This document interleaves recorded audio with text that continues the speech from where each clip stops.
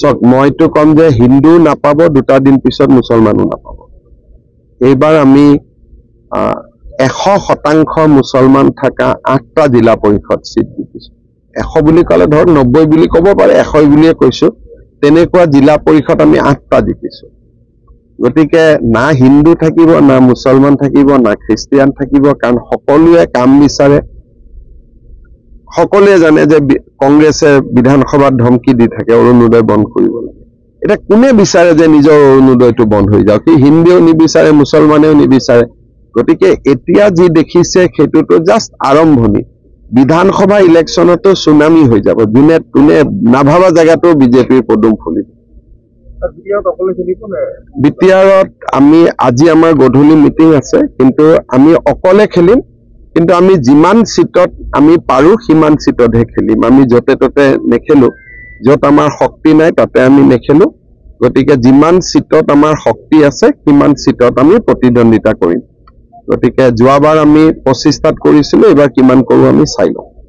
গৌৰৱ গগৈৰ যিটো প্ৰশাসনিক সেৱাত কিবা সালসলনি কৰা হৈছে? প্ৰশাসনিক সেৱা মানে প্ৰশাসনিক বিষয় মইতো নাজানো, মইতো শুনা নাই। 10খন সমজিলাক লৈ নতুনকৈ কিবা 10খন সমজিলা 15 আগষ্টৰ আগতে হ'ব। এইবাৰ আৰু 10খন সমজিলাত 15 আগষ্টত পতাকা উঠিব। তালিকাখন আছে, মোৰ ফটক কৰি মনত নাই, আপোনালোকে চাই ল'ব। আৰু কিবা নতুন কিবা পদক্ষেপ? আৰু এইকেইটা দিনটো আৰু পঞ্চায়তৰ ইলেকশ্যন গ'ল। গতিকে যেহেতু 78খন সমজিলাৰ কথা লাহে লাহে হৈ থাকিব। এটা কাৰণ একেলগে কৰিবৰ কাৰণেতো আমাৰ ইমান বিষয়া নাই। গতিকে এটা এটাকৈ আমি কৰি গৈ আছো। প্ৰত্যেক বছৰে 5খন, 6খন, 10খন এনেকে। গতিকে অসুখী হ'বলগীয়াতো একো নাই। গোটেই অসমত চবফালে বিজেপিয়ে হৈ আছে। গতিকে আৰু অসুখী কি হ'ব? গতিকে আমি সুখী বুলিয়ে ক'ব লাগিব। আৰু ছেপ্টেম্বৰত হ'ব। এই কংগ্ৰেছৰ আচলতে যিটো বিপৰ্যয়, সেইটো মূল কাৰণ কি?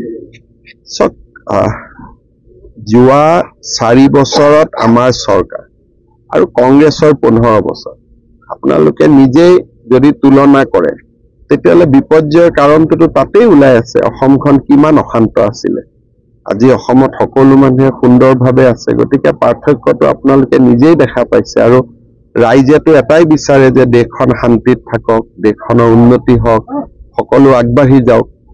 কংগ্ৰেছ চৰকাৰ আহিলে দেশত কি অৱস্থা হ'ব এইটো সকলোৱে জানে। সেইকাৰণে আমাৰ গাঁৱৰ এজন হোজা মানুহো ৰাজনৈতিকভাৱে পৰিপক্ক, তেওঁলোকে পলিটিকেলি মেচিয়ৰ, কাক ভোট দিব লাগে তেওঁলোকে জানে। আৰু সেইকাৰণে নিৰ্বাচনত আমি খুব ভাল কৰি জিকিছো।